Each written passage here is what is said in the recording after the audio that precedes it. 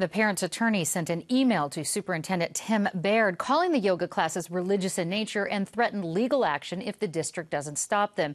UT San Diego columnist Matt Hall joins me at our weekly roundtable to talk about the parent's claim.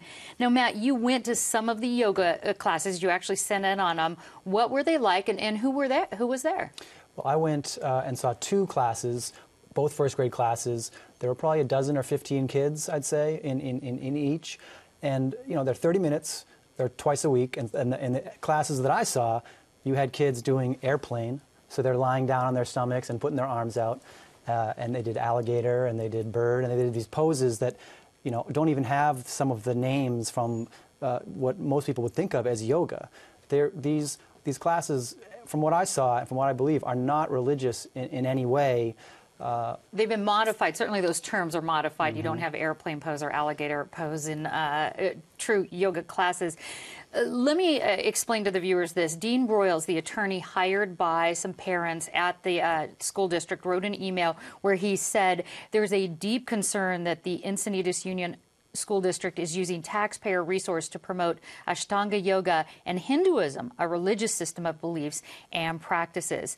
Do you think the parents' concerns is really because of the origin of yoga coming from India and Hinduism, or, as you said, in what you observed, was there actually some sort of religious poses or practice going on? I think it's both. I think that the parents who are concerned about this are doing it because it's Ashtanga yoga, which they say is rooted in you know, centuries-old Hinduism, and they're worried that their students are getting what they see as religious indoctrination.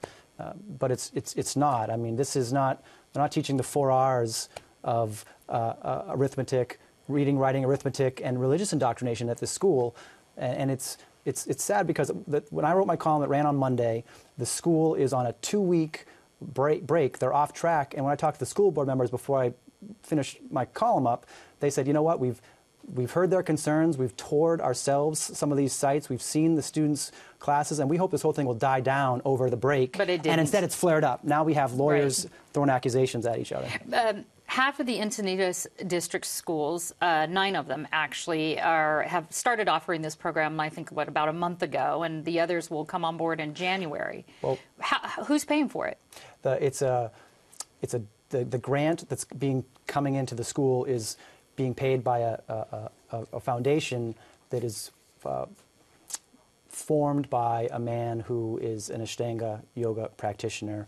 And it's a nonprofit organization, right? It's a nonprofit foundation, and what's interesting is that the program was actually started.